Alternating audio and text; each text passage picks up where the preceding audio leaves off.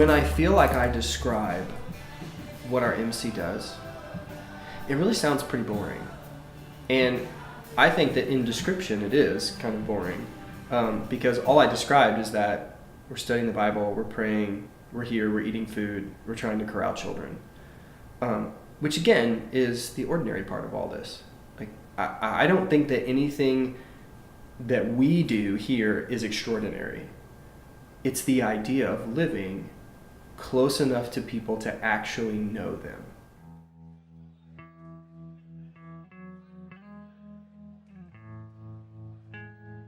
Part of what I think it looks like to be missional is knowing people well enough to know what their mission is, and then asking them about them. I'm always telling people it's cool to show up on a Wednesday. That's a good thing. It's good. But man, text people, call people, tell them you're thinking about them, send scriptures to them. I mean, I just got a message from Sinjin Copy.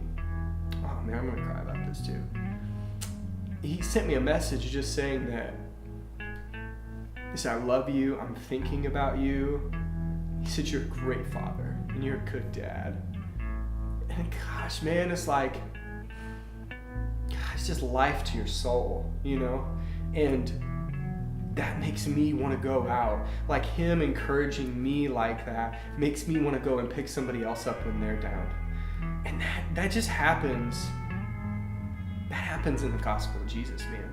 That kind of hope, that kind of confidence, that kind of love, that happens inside the family of God.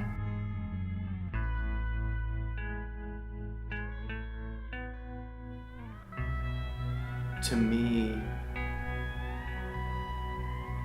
it's like incredibly depressing.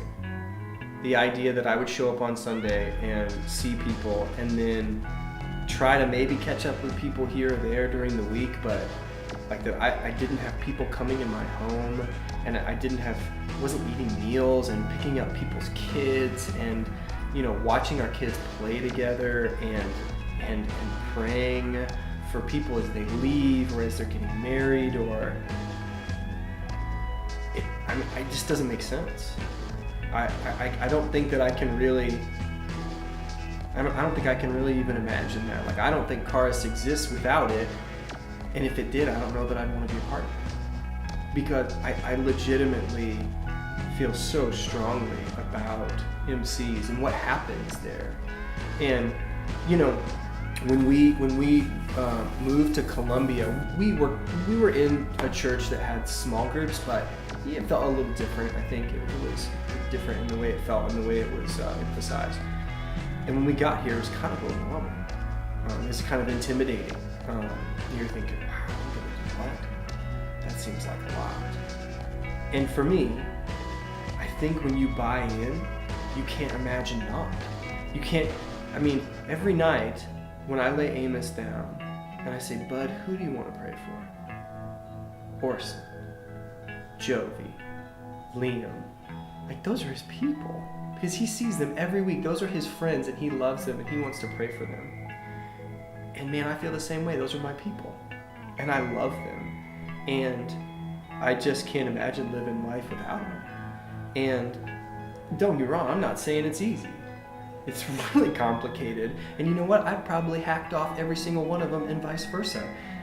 And that doesn't mean that it's not still beautiful. It is, because relationships are messy. Especially whenever you get together and you're willing to talk about real stuff and you're willing to carry each other's burdens. It's messy. And so I would just say to anyone who would say, I'm bought into the idea of Karis, but I don't know about MCs. If you try it, if you invest yourself in this, I don't think you'll go back. I don't think you'll go back to looking at church the same way. It's life-changing. It transforms the way you think about the gospel and the way you think about Jesus and what it even means to be the body of Christ. I mean, it's messy and it's fantastic. It's great. My joy is complete.